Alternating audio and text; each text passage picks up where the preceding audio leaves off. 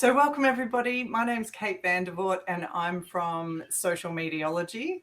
I'm a community consultant and we grow and activate customer and cause communities. Last year we launched a combined Australian Community Managers / CMX chapter here in Brisbane, and then we've also launched them in Sydney and Melbourne with Jana and Andrea, who I think Jana is joining us shortly. And the whole idea is just to create a space where we do a virtual event once a month, bringing all three of the chapters together, and then we're all running our own in-person events in each of those states. So we'll keep you updated about those. I know Sydney have got an event coming up and we're planning another one here in Brisbane as well. And yeah, like most new things, they grow organically and sometimes slowly, and COVID has certainly created some challenges around when to hold events, and I think everyone's a bit saturated with online over the last couple of years. So anyway, we always get the feeling that the right people show up in the room. And today is really welcoming Venessa Paech from Australian Community Managers, who's going to share with us some highlights about the State of Community Management report. So it's a very casual session where Vanessa's going to share some insights on slides with us, and then we'll have a discussion about what that means for each of us in practice. So welcome, Venessa. Take it away. Kate. Thank you. Really cool to be here. I'll talk a little bit about, very briefly about me. I know that's a bit obnoxious, but for those of you that don't know me, I think it's nice to introduce yourself. So I've been working in online communities for about 25, probably slightly more years now. Suffice to say, a long time. So I was sort of doing it for companies here in Australia back long before all the big social platforms came along. So there were still lots of really amazing online communities and businesses doing amazing things with them and organizations doing amazing things with them. But of course, they looked a bit differently. The technology was different and so on. So it's been really rewarding and interesting to see the space, sort of the practice of community management evolve over that time, and how the arrival of big social platforms has changed it, partly for the better, partly not so much for the better, but it's changed it. So it's really been interesting to kind of try to keep up and ride that wave of evolution as we go along.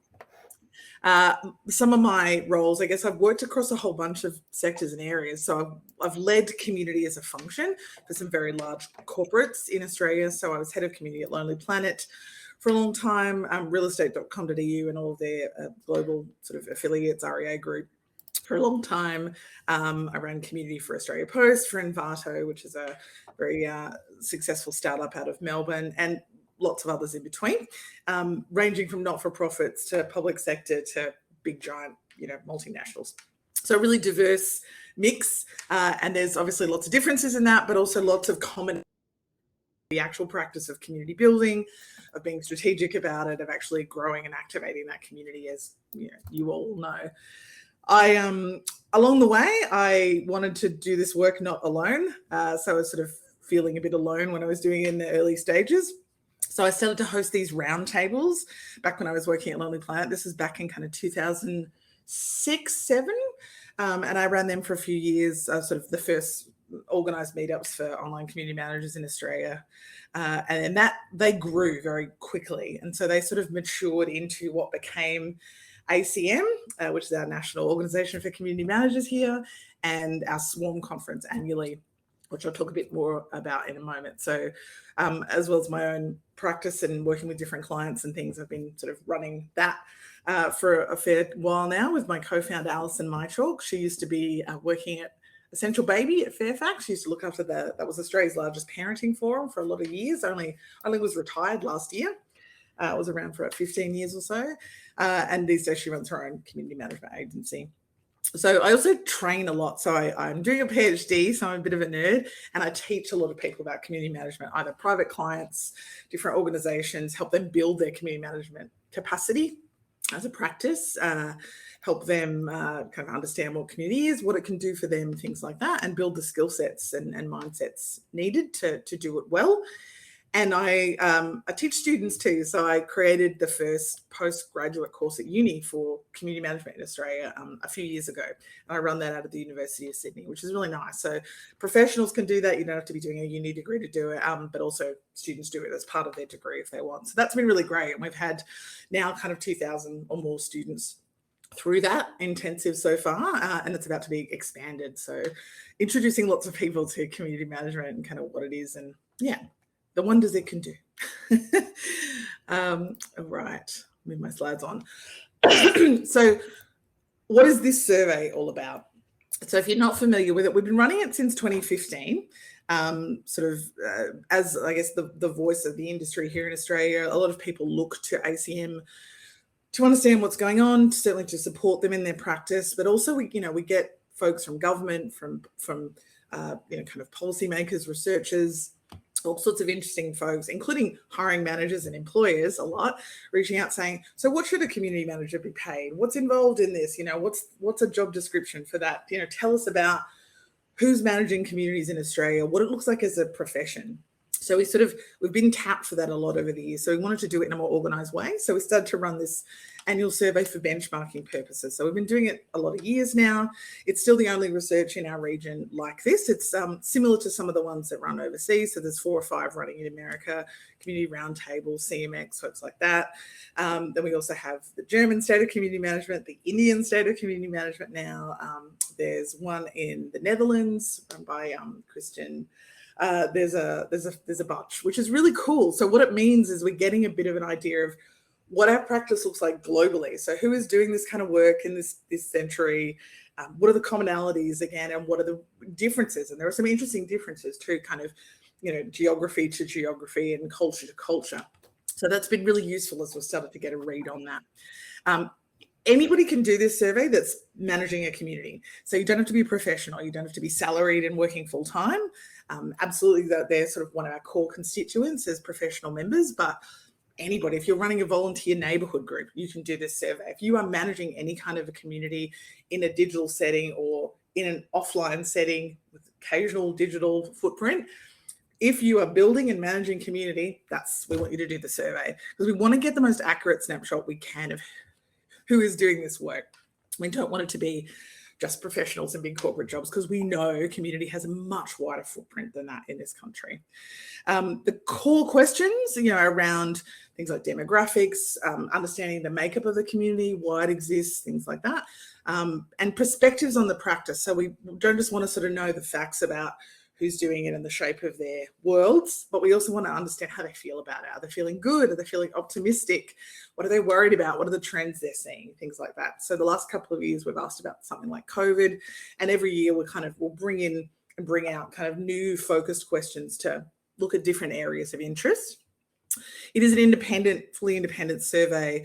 It is supported by both industry partners, so platform vendors and folks like that sponsor us. They have no influence whatsoever over the survey. They just kindly give us some funds to help make it happen. And academic partners as well. So University of Sydney and University of Melbourne in particular have been really supportive over the years and sort of very interested in community as a practice. So we're grateful to those folk. ACM itself, we were founded in 2009 formally off the back of those roundtables. It's by and for CMs, now sort of pretty well established as the professional home of anybody doing community here in Australia. We've been running Swarm, our annual conference, since 2011. Until COVID, it was in person. Now we're virtual. We may go back to in person. We miss in person, but I will say, since we've gone virtual, we've been able to drop the cost dramatically, and it's so much more accessible now. We have folks from all over Australia and all over the world now coming that couldn't possibly, fly to Australia or, just always fly to Sydney or Melbourne. It's just, as we know, it's not always possible. So we like the accessibility. So we might experiment with how we do that in future. This year it's virtual. I hope that you'll join us, but we'll see what happens in future. We do other things like we sort of hold the National Code of Ethics for community managers. We do this industry research and other types of research, regular panels, masterclasses, fireside chats, so lots of different things happening. We have done other interesting things, like a few years ago, We had a lot of freelance and independent community managers who felt a bit unsupported. So we did a partnership with the MEAA, the union. We're not necessarily union affiliated, but we organised a situation where a membership with them, a really affordable one, would let them get things like insurance coverage for themselves, which is incredibly important as a freelancer, and different kinds of protections, especially when you're working on your own. That stuff can be really important. And obviously, as a community manager, you have all sorts of liabilities when you're running these digital spaces.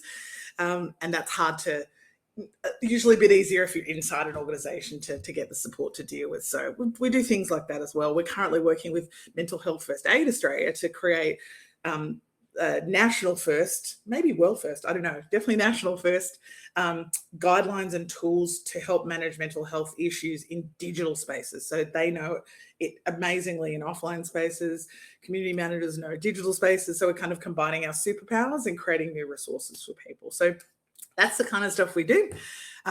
We launched a pro membership for the first time in 2021, which is going really well. So now we have paid professional members who sort of get the full benefits of, our peer support community, resources, training, all those sort of things.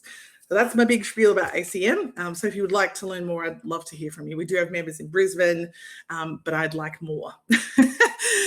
Brisbane is too often left out of things. As someone who grew up in Darwin, I understand these things. Where are we? All right, so let's crack on. Industry insights. So I'm just going to give you some snapshots of some of the data. There's a lot more if you are interested, and I'll give you a link where to download the report. We can possibly send it out actually as an attachment at the end of this. So this is all I want to talk about in terms of the profession. There's a lot of data about that, but I'll just give you a bit of a high level snapshot. So community management in Australia is predominantly female. For the last 5 years, it's ranked between 70 and 75% female. This is actually the first year it's taken a dip, which is interesting, but it's still predominantly female identifying dominated occupation, which is interesting in and of itself. There could be some research in that, I think. So it is, we got some press a few years ago because it's one of the few technologically focused disciplines that is women dominated. Women control, the safety and the success of these digital spaces where people gather. And I think that's really interesting. Highly qualified community managers. So most are tertiary qualified with at least an undergraduate degree of some kind. There's like 3%, I think, have doctorates as well. So we're very qualified, sometimes in community management, sometimes in the sectors that we're working in, like dentistry, for example. And 95% of people working in community management, whether professional or not, are engaging in some kind of ongoing learning. So conversations like this, or a masterclass or a webinar or swarm conference or whatever it might be. About 46%, nearly half, have been working in community for longer than 5 years now. So we've got a few that have been working in it, kind of edge cases like myself, for sort of more than 20 years, maybe about 5% or so here in Australia. And then sort of about 10% or so that are kind of new to the space. Most are in between. And it's, what's nice about this is because of the benchmarking, we've seen it mature and grow.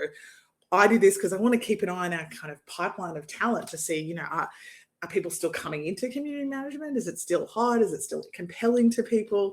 I will say at the moment it is booming. There are more jobs in Australia than we can deal with, much like a lot of other sectors. There are jobs in community going unfilled across the country because there's just not enough talent. Lots of great talent is already snapped up, and a lot of other people maybe don't know where to go or where to look to get into this field. So if you're one of those people or those people, tell them to come and talk to me at ACM because we have so many opportunities. It's not even funny. And people are beating down the door saying, give me community managers. COVID has really accelerated that, as it has a lot of other things. Community management is fairly high paid. So if you are doing it professionally and if you are doing it full time, the majority of folk are now making between 100 to 130,000 as kind of, that's the average. We have quite a number making over $200,000 a year, sort of more senior community roles, and the number making not a lot. So the number of community managers making kind of sort of 30 to 50,000, for example, at the low end of that spectrum, has shrunken dramatically in the last 5 years. So it is maturing as a profession, whether it's part-time, casual, or full-time. People are recognizing it's a real set of skills. It's a specialty. It's a practice that draws on a bunch of other things, and it should be compensated accordingly. The highest paying areas for community managers, and some of you are in them, so well done, health, government, and technology. So some of the communities that make the most money, and we'll talk a bit about that in a minute, are actually in other sectors, but these are the sectors that are rewarding community managers, looking for the talent, investing in that talent and their development, which is kind of cool. 62% of community professionals work for a single business or organization. So some community managers might work for an agency or a group and work on a number of different communities. Most work in-house now, which is sort of the trend that things are following. The biggest challenges that folks said they have are, and they'll probably ring true for you. These have been pretty similar, I will say, over the last 5 years, and they're very similar with our global colleagues as well, almost identical. Communicating return on investment. Good news is there's all sorts of things to help you with that, but it can be tricky, especially if you're newish to the role. How do I demonstrate the value of what I'm doing, connected to my organization's goals and objectives and things like that? Their own well-being and resilience. So this is most true for anyone who's working on social media. So if you're working in an owned community of practice, a branded community, it's still true. It's a form of emotional labor. It can be draining work. If you're on social media trying to build a community, though, regardless of the good work you might be doing, it's everybody's digital thoroughfare, and it's really, you can't control the platform. So it's harder to avoid, some of the toxicity out there and some of the very serious problems on those platforms. So you're more exposed to it, and you may not have the ability or the empowerment to kind of create the necessary boundaries for your community. Communities kind of work better when they have established boundaries. If it's a free-for-all, it never really works, and it can be a bit of a mess. So if you don't have the ability to put up those gates on social media, it can be really hard. So that's a challenge. And then relating to the first point, measuring their communities. How do I measure them? What am I measuring? What am I looking for? How do I define the right metrics? What tools do I use to measure them? So those are the common challenges. Just a reminder, if you've got questions, jump in at any time. All right. So as you've probably experienced, a lot of people don't really know what community management is. Vanessa, you say, oh yeah, go. Sorry, can I just ask a question about those the wages that you were talking about? Absolutely. Those numbers are high. Were you able to work out if they are for larger corporate organizations or smaller companies that might have a bigger following? Great question. So they are across the board in terms of sector and type of org. Some of them are larger corporates, which might partly skew them, good point, but they're also not-for-profits in there. So health and government in particular. Oh, they pay the most because it's not their money they're spending. That's right. That's exactly right. But look, some smaller organizations too. I think what happens, especially with kind of small businesses and startups, are starting to realize that hiring someone to look after community early is often a really good idea. They don't start them at that kind of salary, obviously. So they might start them, if it's a startup, they might start them with, sort of a very low salary and some equity or something. But within about a year, they're often growing into a pretty decent salary by proving their worth, if that makes sense. Thanks. I can give you a bit of no, that's all right. It's a great question. I can give you a bit of a breakdown afterwards about exactly how that plays out. No worries. So yeah. Do people know what community management is? Still not so much, but it's getting better. Community management, say 20 years ago, was almost more well understood than it is now. These days, particularly in Australia, God bless us, when you say community management, everybody thinks of social media. And it's true that a lot of communities are run on social media, absolutely. But social media management or social media marketing, different things, but are very different to community management. And community management is different to online customer support, although customer support may be a component of online community management. So you can see why it gets confusing, even for those of us that know what it is. So it's not fully understood as a practice, and there's a lot of confusion. People don't understand necessarily that, people that are running an internal community for an organization, like an enterprise community manager, thinking about culture and the way knowledge moves around, that's actually kind of sort of pretty pure community management, and then doing it online is just doing it in a digital setting. People do confuse social audience management on social media with this quite a bit. So we are still working on that challenge. That's a global problem. Since social media kind of came to rule the roost, that's been a global point of confusion, but it's less a point of confusion in the US, where there are a lot more owned communities than there are here in Australia. Australia, there were 15 years ago. Social media ate them up a little bit, or they shifted to social media, and now there's fewer. However, that is also changing. In the last 12 months, we've seen stats and some trends locally that suggest that there's a bit of a community renaissance here happening, where people are really establishing their own spaces, either on social or even more commonly now on alternative platforms that they can control and configure and really make fit for purpose and drive meaningful return for their organizations, and not kind of give all that away to third parties necessarily. Or they're balancing both, which is great if you can do that. So more people are understanding. These are going up, these numbers. So we asked people, do they feel like their work is understood and valued?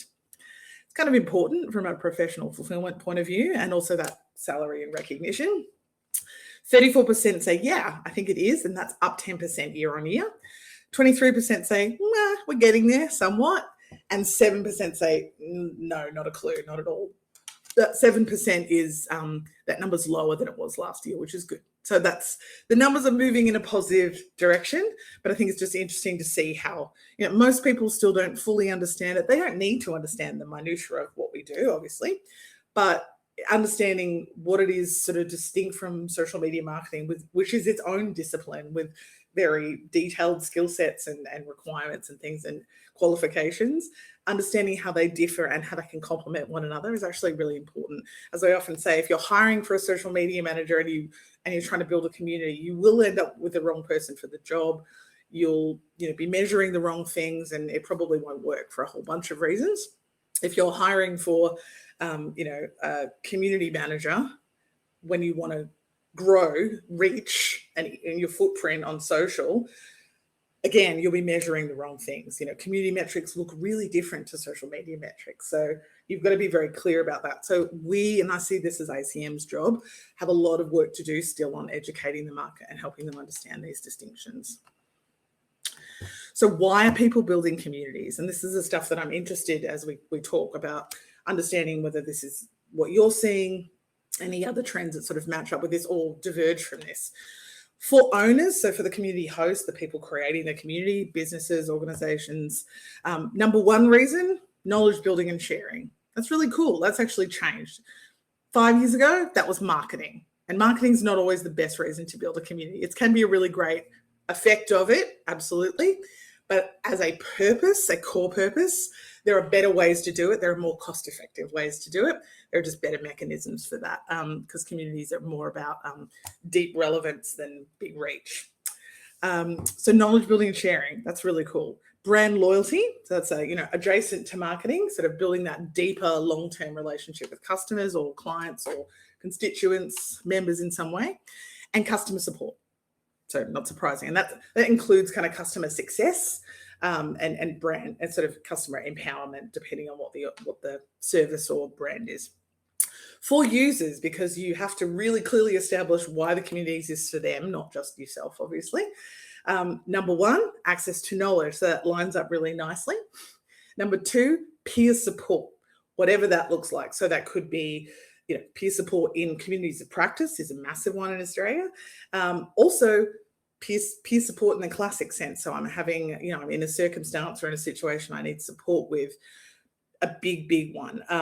Australia leads the world in terms of health and therapeutic communities. So you're probably familiar with, Beyond Blue, Reach Out, SANE, the Cancer Council. All of these organizations and more have really well-established, super successful online communities that they own and control on their own websites that are absolutely lead the way. And they are the envy of the world, which is really interesting. And I'm always talking about this with all my global peers. They're like, why is Australia so good at that?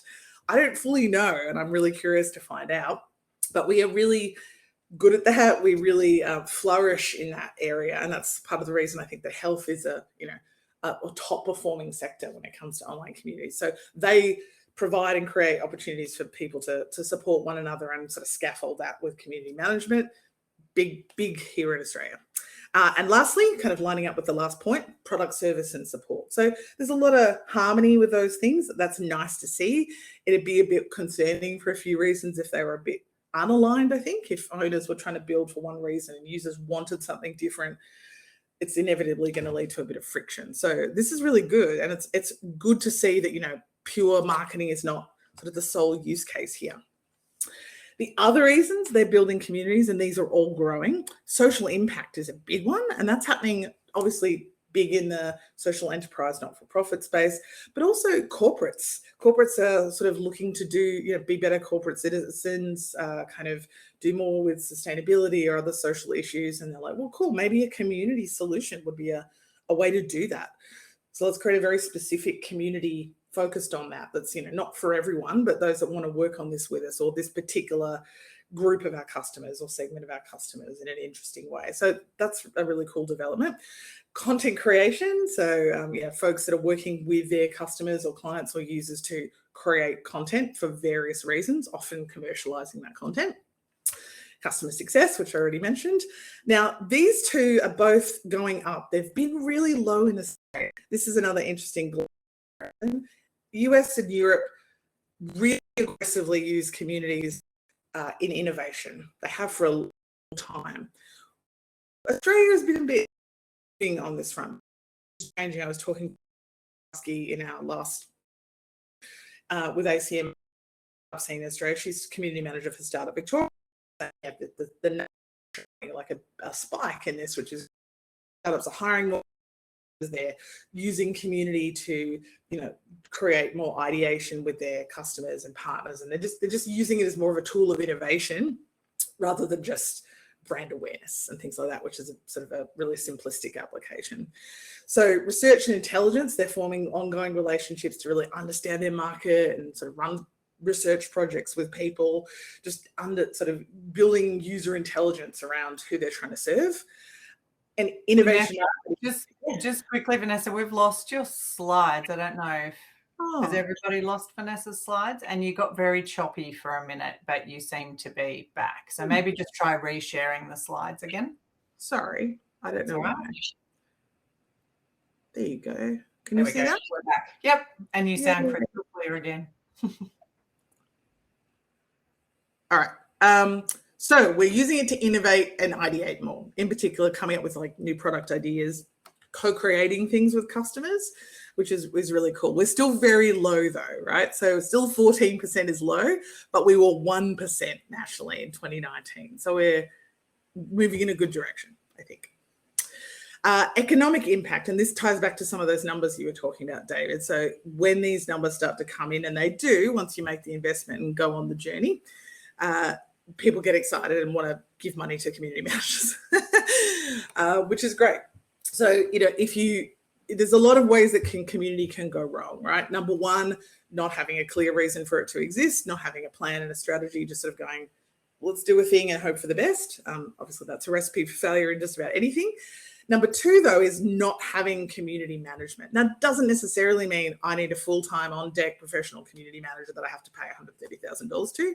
Could be somebody who's, you know, kind of right for the role intimately during the week in those early stages, but having a dedicated person that isn't you, the founder, you, the head of marketing, someone who's also doing 50,000 other things, and who community will invariably drop to the bottom of the list, to come in a concentrated and focused way and steer that in the right direction. So drive constructive, meaningful engagement, not just engagement for the sake of it, which is kind of meaningless, really.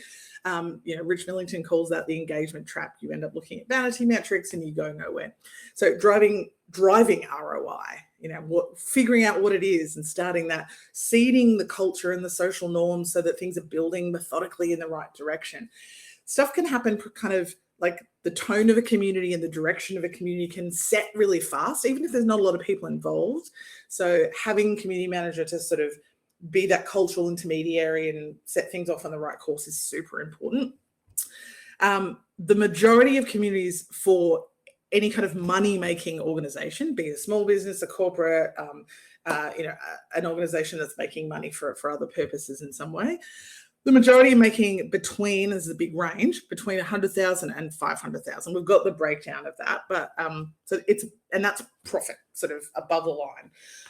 So that's good, right? That's a lot of money. And some of those are small businesses. And this is the community specifically. So we were very careful to say, what is your specific explicit community ROI? Is it costing you money at this stage of where you're at? Is it making you any money?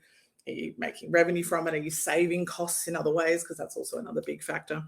So they are making money pretty consistently. 3%, the top end of town, and I know who these communities are because I've worked with them, are making an absolute fortune. So there's a few really large brands in Australia that have got owned communities now off social media that are really raking in money from them. Now, they've invested a lot of money. So these are communities that are costing them, kind of $1 million a year to run, but they are getting multiple millions in returns, which is pretty cool. So it's nice to have these proof points of the economic value of a community when you set it up strategically and invest in it. And we've got them at sort of, like I said, small business all the way through to these big multinationals. The money comes in through various ways, and of course, it's not just money. Revenue gained directly through sort of marketing and sales, things like that. There's a lot of data about community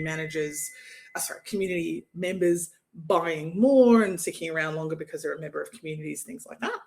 But it also, costs deferred and saved and things like customer service or market research, ideation, innovation, stuff like that. So these are good for these organizations. They're also creating a lot of the time operational efficiencies that are sort of hard to pin down and you might not even see coming at the beginning, but that end up saving you quite a bit of money. So, knowledge is flowing more freely. You're not you're sort of able to have literally, have less meetings, send less emails, things like that. All sorts of ways that it can alleviate time and burden, can create other kinds of social or cultural impact that might not have an immediate dollar value, but that are valuable as an asset to your organization in various ways. All of that's doable, especially if you have a sense of what you want to achieve when you're starting, so you can design and steer your community in that direction and not just hope that it might one day sort of yield those benefits for you. So that's kind of it. That's the headlines. There's a whole bunch more, obviously, that I could talk to you about, but I just wanted to stop, take a breath, and give you a chance to talk and reflect to see if these are your experiences, to learn a bit more about trends you're seeing locally in Brisbane, but sort of just more broadly in the sector. We talked a bit about the salary, David. They are pretty common salaries for advertised roles in community in major cities these days. Unless it's a small business, small businesses would probably be maybe 80,000-90,000. But it is getting high. You're not wrong. There are volunteer jobs. There are plenty of per hour, sort of a rate per hour jobs in community as well. But those rates per hours, you wouldn't see them lower than about $90 an hour.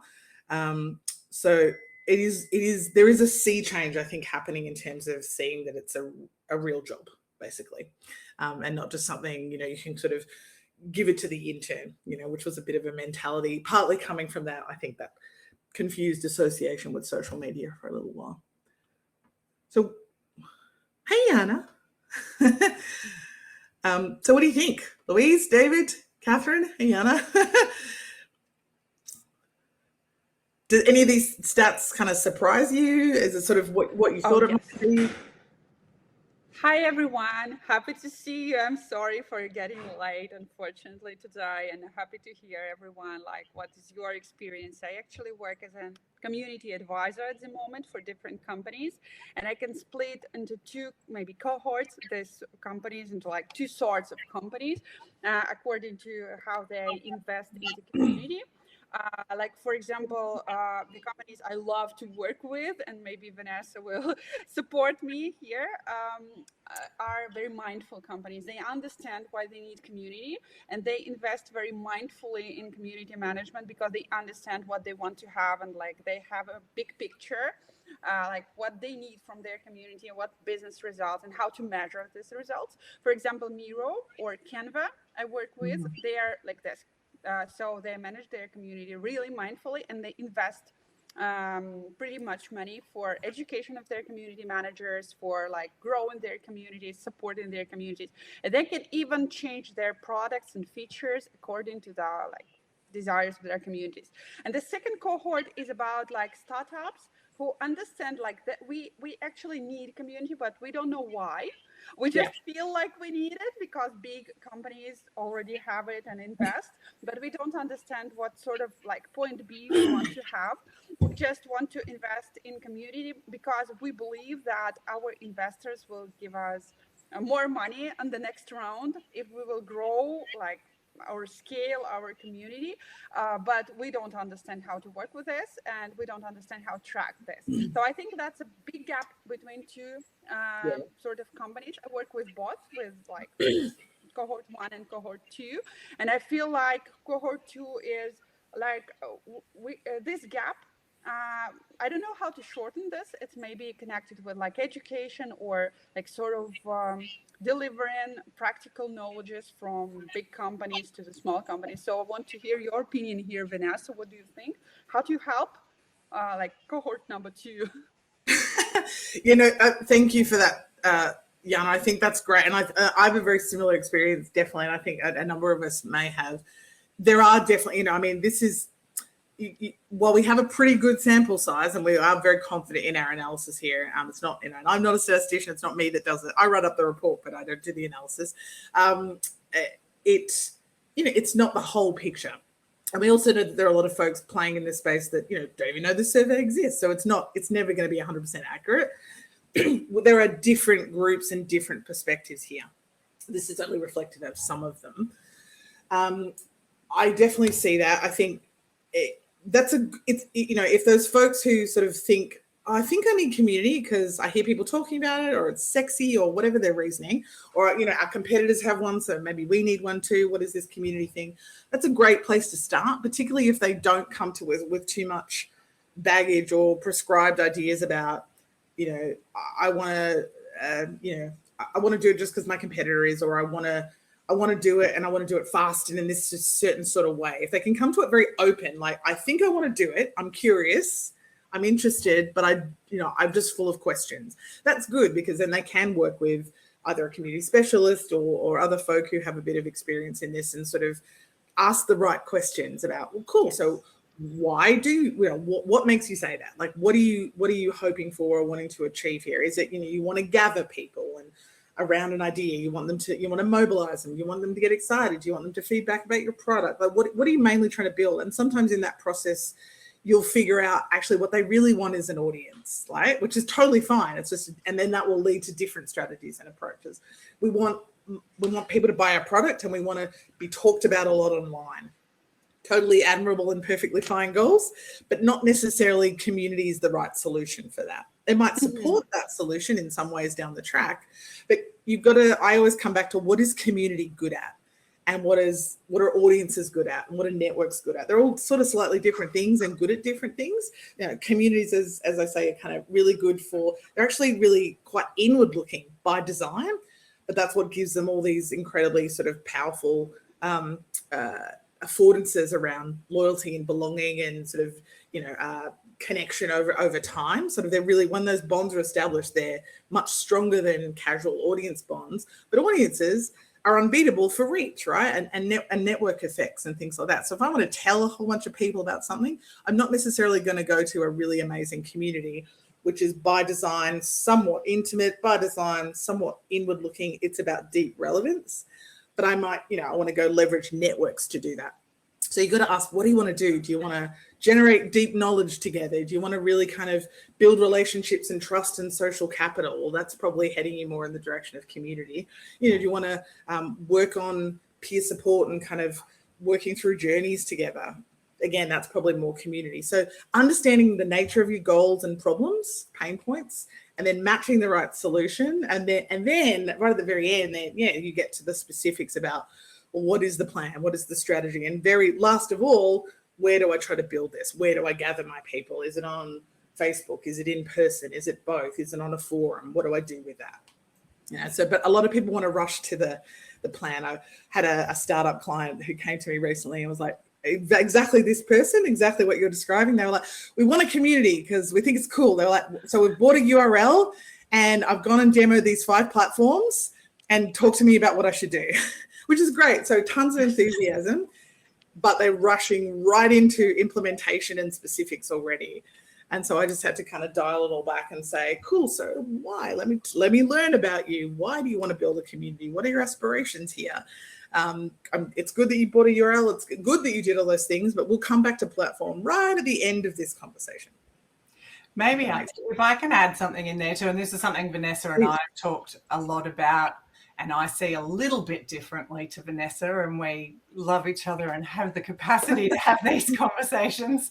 I think that cohort too, Jana, that you're talking about, and this is most of the work that I do, is being a bridge between social media marketing and community. And I think it's actually, in my experience, much easier for a business to see where they're starting from and take the steps towards community rather than going pure community and figuring out how to invest and get there.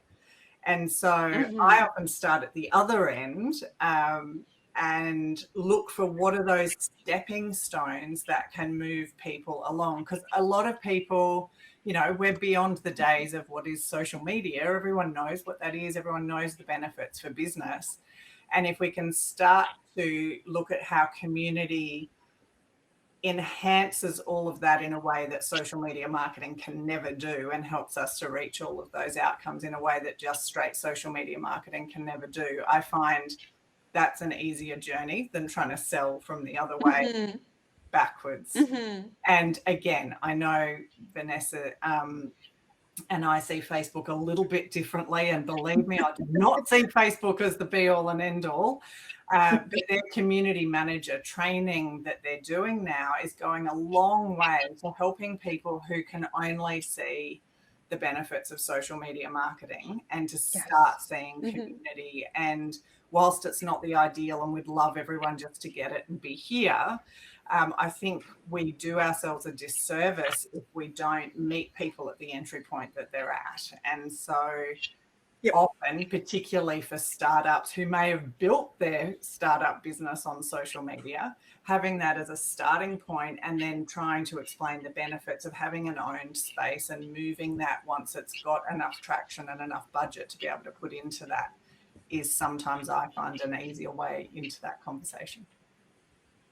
I love your ideas and your point of view, because it's different strategies which are suitable for different maybe cases, because startups, they're not, I can say that startups founders and co-founders, they're expecting moving in very fast-paced environment, and they have to show very quick results. That's not about they don't want to think about the big strategy, but they know that they have to survive from one point to another and then again and again. So in very short terms.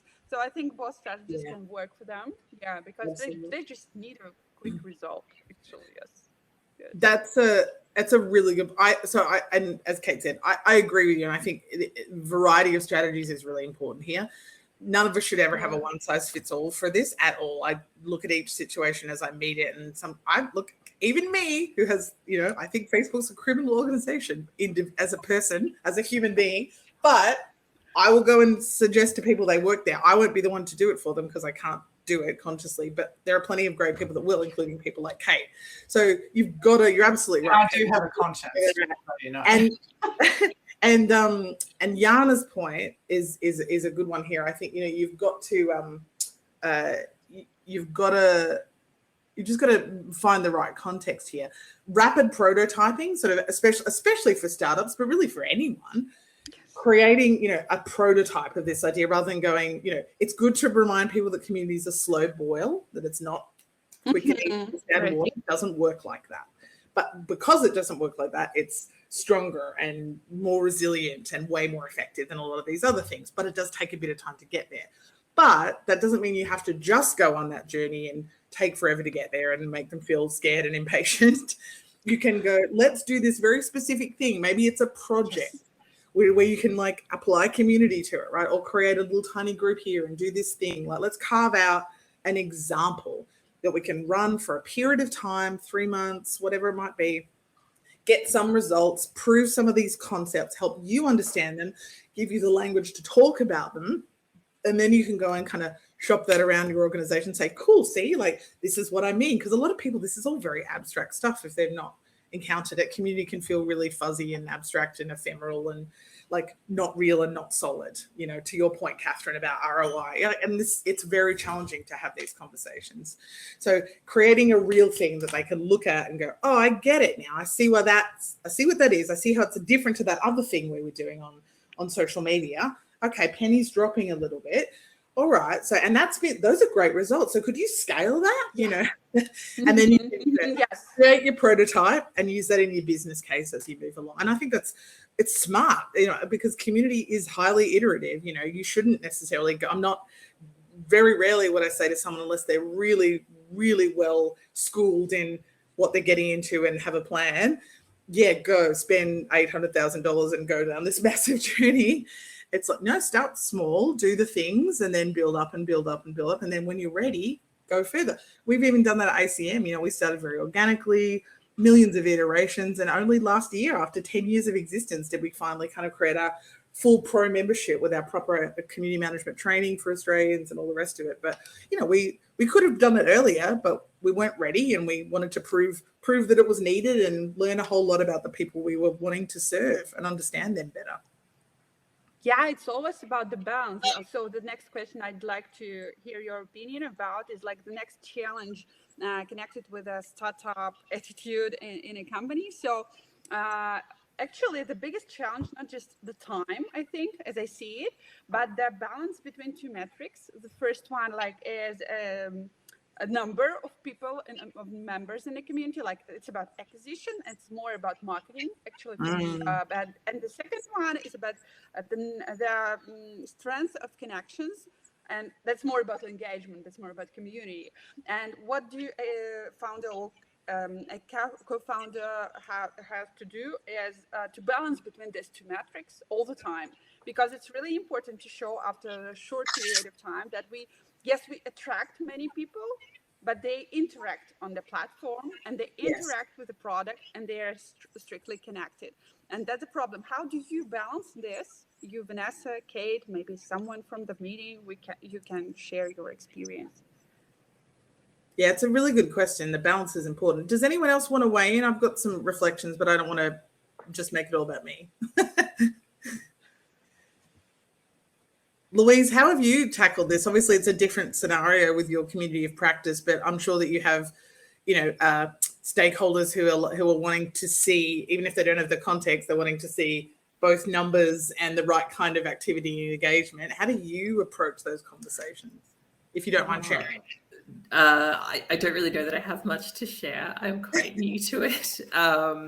We can help you. That's why we're here. We're just kind of figuring it out as we go. So my audience are kind of the gatekeepers to being able to implement my employer's products.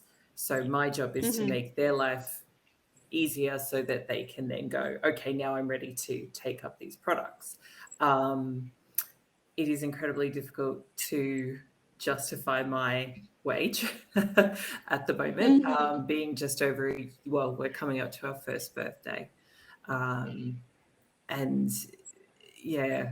just trying to soak in as much information, and I'm listening to you guys going, oh my God, there's so much I need to think about. So we will help you. We've got your back. I've just been looking at the course on Sydney University and going, maybe I need to do something about this. I appreciate that. And it can really look, and it's not even just when you're new, definitely when you're newer to the work. But I mean, I'm an old community nerd, and I've worked for myself these days, but when I was still taking on roles and things internally, you come to a new role and you're like, oh, I've been doing this for a while, I should be fine. Come in and always you're like, oh, okay, all right. And there's always a massively humbling moment or 7 where you're like, okay, got to really find this love language of these folk and just figure out how to have these it's almost feels like you sort of got to reset every time, right? And I think that's true of a lot of roles and situations, but communities, it's all about context always, right? It's so unique to, yes, there's a practice here and there are best practices and there's great ideas and things we can draw on that do apply over different contexts. But, your situation, Louise, is uniquely yours, and the people you're talking to, their needs and wants out of this, their motivations, your members, the way you could go here, so unique to you that you just got to sort of marinate in it and hopefully get advice and get support to move you along, because there is no, if you Google community handbook, there's a million of them, right? And some very good advice in some of them, but there is no Louise in this community handbook. You've kind of got to author that, which is really frustrating sometimes. But I meant what I said. The community industry. I don't really using the word industry because to me it's sort of a practice, but globally, it's a very welcoming, supportive ecosystem. You've got amazing community here in ACM and lots of other folk who aren't even involved in that, just do it and want to help. You've got people that want to support with no strings attached. So, please do reach out, and we've got you. I get a big buzz out of seeing folks succeed in this. That's why we started ACM all those years ago. And Jana, maybe I'll just add, it kind of comes back to what I was saying before, when you're trying to balance those two things, that if you start with where the marketing is and then look at what elements you can add on that moves in that direction towards community. I mean, I would say probably 10% of my clients are community first. So they come and they say, we want to start a community. Now, I know, Vanessa's head of ACM, and so she gets a different type of business that comes to her looking for that skill set. Right. Most of us are not in that place. And I think in the US, it's really different. There's a lot of big tech communities. It's about that customer support. Australia is very different. So I would say that 90% of clients that come to me love this concept of community, have no idea what to do, have managed to get social media beneficial, but it's still not giving them what they know is possible. And so then for me, it's about how do we bridge, I keep using that same word, but bridge that gap from what they know and what they're seeing some success, so that we can start to build the budget, build the stepping stones to get them towards community. Because I just don't have people picking up the phone and going, hey, we want to start a community. They're saying, we've got our social media, we've got a bit of a community read audience, and we really want to do a better job of serving them. And that for me is always the key word of when they're looking at how do we actually put our customers or our community members first. They're the ones who are right for that journey further into community. And so that's what I'm kind of always listening for is, if it's just about I want to sell more products, we want to make more money, they're not my ideal clients at all.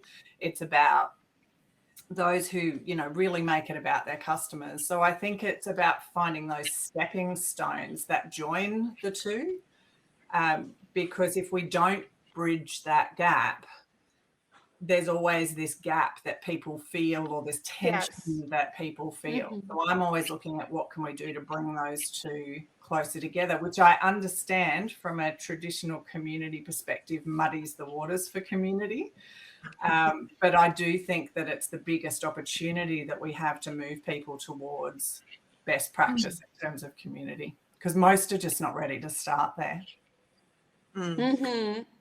Yeah, no, I think it's great. I think it's a really valid and important pathway and option. And I think, you are not wrong, right?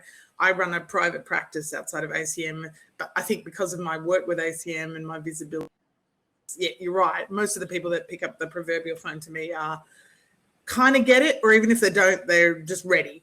They're like, I want a community from scratch, owned all the things, take me on the journey. And I know that's a privileged position. I totally get that. And most people are not there, right? And I think it's wonderful. It's so important that we have these bridges, because otherwise we're never going to get them there. We're going to, they're not going to reach that potential, sort of see what the benefits can be. And we'll just, confuse them and scare them with all of our intensity over here. So that's the last thing I want to do. Yeah. I love that sharing your experience, you're showing the whole spectrum of different cases because, yeah, some of them are totally ready for community. Some of them are totally not, but they think that they want community. They're all the future of community management, actually, because that's what we build, the market, the industry that will grow with this sort of demand. So that's really cool to highlight this on such an event like today, for example. And We have Dave seen. and Oh, Kate. sorry. Oh, that's okay. I just wanted to ask for their experience if they are ready to share. And just to acknowledge that we're almost out of time, I'm very happy to keep going for the discussion purpose. No, that's fine. But also want to make sure if there was anything, Venessa, that you desperately wanted to share at the end, that you get that opportunity as well. But would love to hear from David or Kate or Nikita if you'd like to join the conversation. The three of us could talk for days. Yeah, for ages. That's true. So I've just put a link up on the screen, and you can Google it pretty easily as well. If you just go to this ACM website, it's all over that, where you can just download your free copy of the report if you're interested. You can also find previous reports, and obviously just bit of a plug, I guess. If you want to learn more, continue these conversations, come and join our ACM community. You don't have to pay and be a professional member if you're not ready for that or that doesn't interest you or serve you. There's free member, join in the discussions, ask questions. We can kind of keep these conversations going. That's what we're there for. And even if you don't want to ask things, we just kind of come in and lurk and search for answers. That is totally okay as well. But I think, to Catherine's point, I do think these things will keep getting combined. I don't think we're just going to magically make that go away. But I do think it's important to keep stressing and explaining the differences, but then also talking to the complementarity and explaining how they work together. Like, if everything was understood a bit better, it wouldn't necessarily be a problem for someone who's asked to do both those things. If they have both the skill sets and are interested in doing it, there's absolutely nothing wrong with that. But it's when employers ask for that and then, they don't get what they want because they're like, oh, I wanted this result and I thought this was the right person or right job to get this result, but I'm not getting the result I want. What's going wrong here? Like, I wanted reach and growth and I've just got this person building amazing relationships and trust. That's lovely, but that's not what I wanted. And it's because you maybe went out to market with a community manager role when what you maybe should have done was, go and hire a social media or a growth hacker or, a whole different approach potentially. So I think that market education is important, and Kate's, kind of bridging approaches are also really, really important. I do think that will help with that understanding a lot. Like the $45,000 a year role that I saw this morning, which is SEO, SEM, social media, and it was called Digital Marketing and Community Manager. And I was just like, oh, yeah, no, that's bad. Keep an eye on what people are advertising because it tells you a lot about what's happening in the marketplace. It does. Well, it's interesting. Like, I think, there is employers have to compete right now for a bunch of reasons and not just in this space. They want, unfortunately, the person they end up hiring, I suspect, will be someone that's fairly vulnerable, right? Someone who maybe just desperately needs the work, doesn't have the access to resources to, to know that that's an inappropriate salary level for what is 4 different professional roles boiled into one there. And you'll get, a student or someone with English as a second language or somebody who maybe is vulnerable to extraction and exploitation, which sucks and is wrong. So, it's not that we shouldn't have entry-level roles. Of course we should. They're critical. But, yeah, there's got to be a happy medium. So, look, I mean, yeah, ACM, we're not a watchdog in that sense, but I do, like you, Kate, kind of keep an eye on things. And I have occasionally sent emails to employers saying, just letting them know that we are the national organisation and we just took note with interest of this job ad that they put up just to see what the reaction is. David, do you have any other questions before we head off? I hope that was useful for you and had some interesting information. That's right. You may have gone. That's okay. If you don't. All right. Well, I think, again, I mean, I'm really happy to stick around if people want to chat further, but it looks like it's down to the 4 of us. It's nice to see you, Jana. I need to talk to you about Swarm. I want to. Thank you so much. I want you to I come was back. so happy to meet you here.